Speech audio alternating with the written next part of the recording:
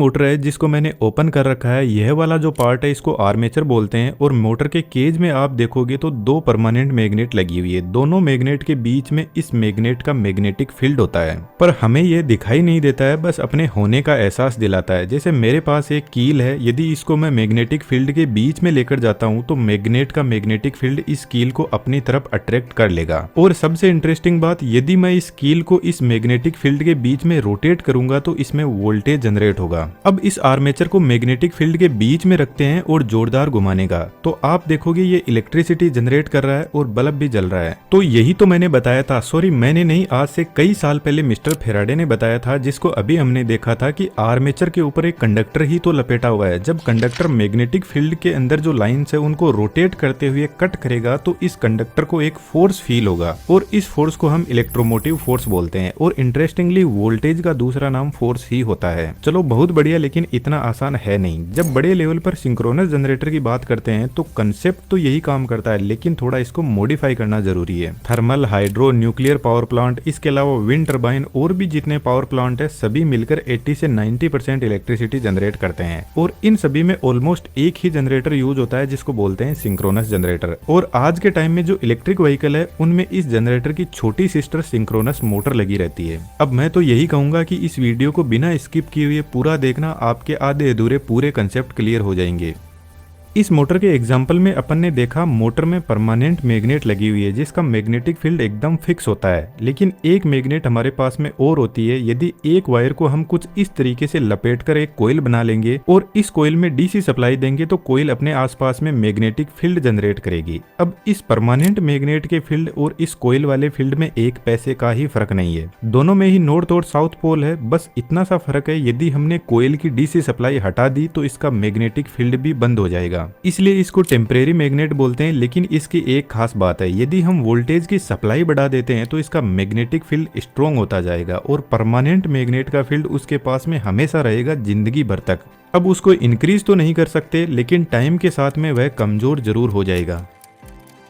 यह एक छोटी मोटर है, इसलिए इसकी वाइंडिंग रोटर पर की हुई है, तो वाइंडिंग रोटेट करती है और मैग्नेट फिक्स होती है। लेकिन जब हम सिंक्रोनस जनरेटर पर पहुंचते हैं तो एक synchronous generator 1500 mega volt ampere power generate करता है, जो साइज में काफी बड़े होते हैं। और इतने बड़े जनरेटर में यदि आर्मेचर वाइंडिंग हमने रोटर पे लगा दी तो यह तबाही मचा देगा, क्योंकि इंडिया में थर्मल पावर प्लांट पे लगा हुआ सिंक्रोनस जनरेटर 3000 आरपीएम की स्पीड में रोटेट करता है। और इतनी हाई स्पीड में आर्मेचर वाइंडिंग यदि रोटेट करेगी और बाय चांस इसका कोई पार्ट इतनी स्पीड में खुल जाए तो बंदूक की गोली की स्पीड से जाएगा। और इतनी हेवी मशीन रोटेट करेगी तो आसपास के एरिया में बहुत वाइब्रेशन होगा।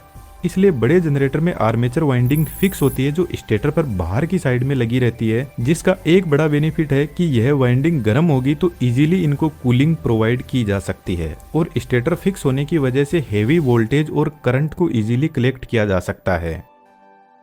अब हमें वोल्टेज जनरेट करने के लिए इसके रोटर पर परमानेंट मैग्नेट को सेट करना होगा, क्योंकि फेराडे ने कहा था वोल्टेज जनरेट करने के लिए मैग्नेटिक फील्ड होना जरूरी है और वह भी रोटेट करना चाहिए। इतना बड़ा जनरेटर है, यदि हमने बड़ी परमानेंट मैग्नेट बना ली और गलती से वह कहीं इधर उधर चिपक गई तो भाई साहब उसको छुड़वाना हमारे तो बस की बात नहीं है। कहने का मतलब उसको एग्जैक्टली रोटर पे सेट करना बहुत कॉम्प्लिकेटेड होगा, लेकिन हमारे पास एडवांस टेक्नोलॉजी है, हम रोटर पर सेट कर देंगे। पर मैंने अभी बताया कि परमानेंट मैग्नेट की लाइफ बढ़ने पर उसकी मैग्नेटिक प्रॉपर्टी रिड्यूस हो जाती है, तो फिर हमें टेम्परेरी मैग्नेट की तरफ जाना पड़ता है जिसकी अनलिमिटेड लाइफ होती है और मैग्नेट का मेंटेनेंस ऑलमोस्ट ना के बराबर होता है। तो यह एक सेलिएंट पोल रोटर है जिसके ऊपर 4 पोल लगे हुए हैं और इन 4 पोल पर हम एक वाइंडिंग सेट करते हैं जो मैग्नेटिक फील्ड जनरेट कर सके, और इस वाइंडिंग को फील्ड वाइंडिंग बोलते हैं। बस इतना ध्यान रखना, यह एक सिंपल सी कोयल थी और जैसे ही हमने इसको रोटर पे लगाया तो इसका नाम बदल के हमने कर दिया फील्ड वाइंडिंग। इस फील्ड वाइंडिंग में जब हम डीसी सप्लाई देंगे तो कांस्टेंट मैग्नेटिक फील्ड जनरेट होगा। अब रोटर में डीसी सप्लाई देने के लिए हम एक्सटर्नल बैटरी को यूज करते हैं। रोटर पे स्लिप रिंग लगी रहती है जिससे फील्ड वाइंडिंग को सप्लाई जाती है। जब फील्ड वाइंडिंग को सप्लाई दी जाएगी तो यहाँ पर मैग्नेट के पोल जनरेट होंगे, नॉर्थ और साउथ पोल। आपके लिए एक छोटा सा क्वेश्चन है, यदि हम इस फील्ड वाइंडिंग में एसी सप्लाई देंगे तो क्या यह मैग्नेटिक फील्ड जनरेट करेगी और उस मैग्नेटिक फील्ड को यूज में लिया जा सकता है या नहीं? एक इंपॉर्टेंट बात, जनरेटर का रोटर थर्मल पावर प्लांट पर टरबाइन रोटेट करवाता है। अदर पावर प्लांट में जो भी एनर्जी का सोर्स है उससे रोटेट करवाया जाता है और हम मान के चलते हैं कि टरबाइन के पास में इनफाइनाइट एनर्जी होती है।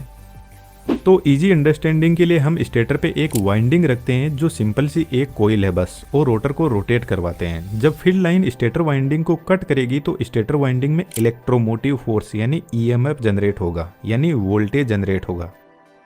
थोड़ा इसको आसान करते हैं, फील्ड वाइंडिंग में डीसी सप्लाई दी और रिजल्ट में हमें मैग्नेटिक फील्ड मिला। यह मैग्नेटिक फील्ड स्टेटर कोयल पे पहुंचेगा और स्टेटर कोयल में भी स्टेटर का मैग्नेटिक फील्ड जनरेट होगा इस रोटर वाले फील्ड से। तो अब जो स्टेटर है वह मैग्नेटिक फील्ड को वापस इलेक्ट्रिसिटी में बदल देगा जिसको ईएमएफ बोलते हैं। लेकिन यह ईएमएफ अल्टरनेटिंग होगा, कहने का मतलब एसी वोल्टेज होगा। तो सिंपल कहें तो जज्बात ही बदल गए, डीसी सप्लाई दी थी और एसी मिल रही है। जब रोटर का नॉर्थ पोल इस पोजीशन पर होगा तो आप देखोगे बहुत कम फील्ड लाइन स्टेटर वाइंडिंग को कट कर रही है। जैसे जैसे रोटर आगे बढ़ेगा तो फील्ड लाइन स्टेटर वाइंडिंग को ज्यादा कट करेगी, तो स्टेटर वाइंडिंग में ईएमएफ इंड्यूस होगा जिसकी वेवफॉर्म कुछ इस तरीके से बनेगी। जब रोटर और रोटेट करेगा तो अब फ्लक्स लाइन वापस कम हो रही है तो वोल्टेज की वेवफॉर्म भी कम होने लगेगी। नॉर्थ पोल के जाते ही साउथ पोल आ जाएगा और साउथ पोल के अंदर आप देखोगे जो फील्ड की लाइंस है उसकी डायरेक्शन रिवर्स साइड में है। तो जैसे जैसे रोटर रोटेट करेगा वैसे वैसे वोल्टेज की वेवफॉर्म रिवर्स डायरेक्शन में भी बनती जाएगी, ठीक नॉर्थ पोल के जैसे। इस तरीके से हमें अल्टरनेटिंग करंट मिलता है। अब फिलहाल हमारे पास में स्टेटर पर एक ही वाइंडिंग है तो स्टेटर पर हम 3 वाइंडिंग सेट करते हैं। तीनों एक दूसरे से 120 डिग्री के फेज एंगल पर होती है